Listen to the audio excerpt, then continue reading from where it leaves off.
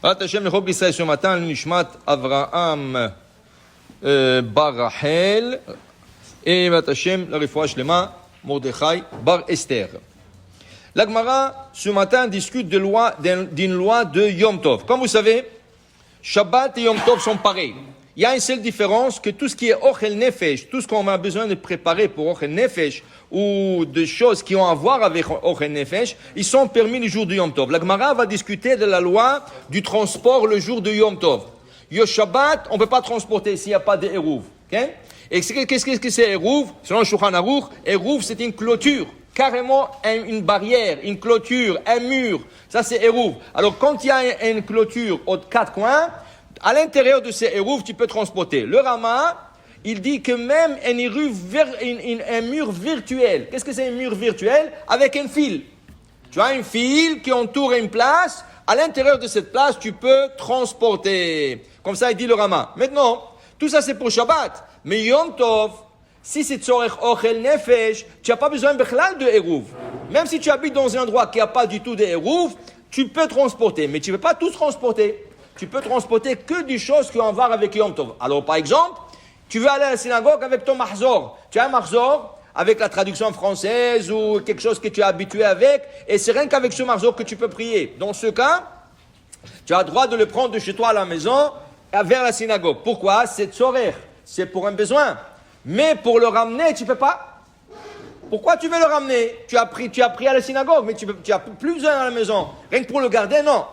Il y a une permission, Bediavad, a posteriori, on te dit, si tu as peur que ce mahzor-là, qui est très cher à toi, il va se faire prendre par erreur, quelqu'un va le prendre, il va le faire disparaître. Il y a beaucoup de gens qui prennent des affaires, ils ne rentrent pas à la même place, et après tu vas chercher, tu ne vas pas le trouver, tu vas avoir tsar. Alors ça, c'est une permission de le retourner. Okay? Mais a priori, on n'a pas le droit de retourner un mahzor qu'on a pris. Pourquoi? Ce n'est plus nécessaire. C'est ça? Un chauffard, tu peux l'emmener à la synagogue, mais tu ne peux pas le ramener. Pourquoi? Parce que tu as besoin d'une raison pour le transporter. Alors si tu veux sonner le chauffard, c'est une bonne raison, mais retourner à la maison, non. À moins que tu aies peur que ça se fasse voler, ou quelqu'un le prend, ou quelque chose comme ça. Alors la Mishnah, ça c'est la Mishnah ce matin, et la Gemara on discute, et la Gemara dit qu'on peut envoyer kelim tfurim. Mazé kelim bgadim, des habits prêts à porter. Si tu veux envoyer quelqu'un un cadeau, tu lui envoies des habits prêts à porter. Tu lui envoies un costume de l'Ichvod Yom Tov. Okay? Bien sûr, c'est l'Ichvod Yom Tov. Il va la porter, il va avoir un plaisir de Yom Tov. C'est complètement permis. Afilu she'enam tfurim. Même si c'est des habits qui ne sont pas... C'est des tissus. C'est des tissus. C'est pas des habits, c'est des tissus. C'est aussi permis. Le maïhazou, qu'est-ce qu'il va faire avec des tissus? Dit la Gemara, il peut se couvrir avec. Un tissu en laine. Ah, tu as froid, tu mets comme un drap. Ça chauffe. C'est bon? Okay? Alors, il y a une utilisation. Mais la Gemara dit, la Mishnah, elle nous a dit, afilu kil'aim. Même un tissu qui est sha'atnez. Qu'est-ce que c'est sha'atnez? Sha'atnez, c'est un tissu fabriqué par la laine et le lin. Okay? Ça veut dire que le tissu est composé de laine et lin. Mais laine et lin, c'est sha'atnez. C'est une de Hukim, c'est une des lois non explicables de la Torah. Comme le lait et la viande, on ne peut pas mélanger, pourquoi on ne sait pas. Ainsi que porter un costume qui a la laine, fait en laine, okay? Et un peu de lin interdit. Par exemple, ils ont cousu le bouton avec un fil de lin. Tout le costume est interdit de porter. Tant que tu n'as pas quitté ce fil, tout le costume. Ils ont cousu... Tout le costume, quand il vient le poche sont cousus. Okay? Ils ont cousu les poches avec un fil de lin. Et pourquoi ils utilisent le lin? Surtout les costumes italiens et français utilisent le lin. Pourquoi? Parce que c'est un fil rigide. Et comme il est rigide, il tient les affaires en place. Alors ils mettent ça dans les épaulettes, ils mettent ça sur le col, ou pour le coudre le bouton. Okay? Maintenant en Pologne, ils utilisent le lin parce que c'est moins cher. En Pologne, ce n'est pas une question de rigidité, parce que c'est moins cher. Alors, ils utilisent le lin. Alors, il te dit ici, Maïchazou, qu'est-ce que tu veux faire avec un tissu en sha'atnez? Qu'est-ce que je veux faire avec un tissu sha'atnez? La Gemara, on discute, et la Gemara, on sort avec... Et la Gemara dit, peut-être, on peut s'asseoir là-dessus.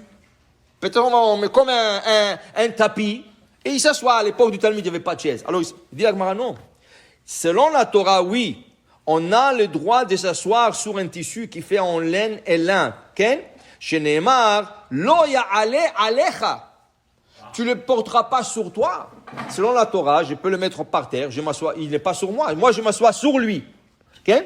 Mais Chachamim asrou la sotken. Chachamim l'ont interdit. Shema tikarech lo nima al besaro. Tu t'assois sur un tissu en chatnez, laine et lin composés ensemble. Peut-être un fil s'accroche sur une poêle à toi. Sur le pied, tu as des poils. Il s'accroche sur le poil et là, il chauffe le poil.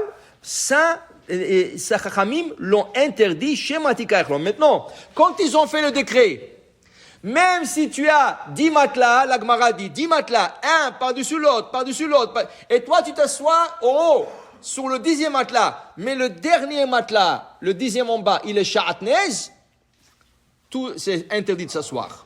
Mais tu vas dire pourquoi? Il n'est pas sur moi, et il est impossible qu'un fil s'accroche sur moi. Pas grave, c'est un décret rabbinique, tu ne peux pas. Okay? Alors ça veut dire que même les matelas, il faut vérifier qu'il n'y a pas de chatnez. Parce que beaucoup de gens, surtout au Canada, quand ils vont acheter des matelas, on leur propose des matelas avec de la laine. Okay? Tu vois, il te montre la composition du matelas. Il te dit voilà le ressort, et voilà un deuxième ressort, et du gel, et la laine. Okay? Et la laine, regarde, est-ce qu'il n'est pas cousu cette laine avec un fil en lin? C'est ça? S'il te dit, oh, je ne sais pas moi, tu prends un échantillon, et tu vas dans un laboratoire de chatnez, il y a 2 ici et 3 à Montréal, et tu vérifies si cette laine n'est pas cousue avec un fil de lin. Si oui, tu ne peux pas dormir sur ce matelas. Okay? Dit la Gemara, alors on revient. Alors qu'est-ce que je peux faire avec un tissu qui est laine et lin? Dit la Gemara, tu peux faire ardalaïn. Mais c'est ardalaïn, overshoes. Le chaussure qu'on met par-dessus le soulier. En hiver, oui, le caoutchouc qu'on met par-dessus le soulier. Dedans, il y a un morceau de feutre. Oui. 2 fois, ils peuvent mettre de la laine avec le lin. Ça, dit la Gemara, ça caché, c'est un tissu qui est rigide, il ne chauffe pas parce qu'il est trop dur. Okay? Dans ce cas, ce serait un derechimum bekar. On n'a pas l'habitude de se chauffer de telle manière. Dans ce cas, il n'y a pas de problème. Alors le gars, il lui a donné un tissu. Qu'est-ce qu'il peut faire avec Yom Tov? Il peut faire Ardelaim. Il peut mettre sur le soulier. Il pleut dehors. À l'époque, il y avait pas de route. Il pleuvait dehors. Alors il mettait ça sur ce soulier et il sortait avec. C'était permis. Alors pour dire que Yom Tov, il est permis de transporter, mais tout ce qu'on transporte doit être quelque chose qui est utilisable le jour de Yom Tov. Amen. Amen.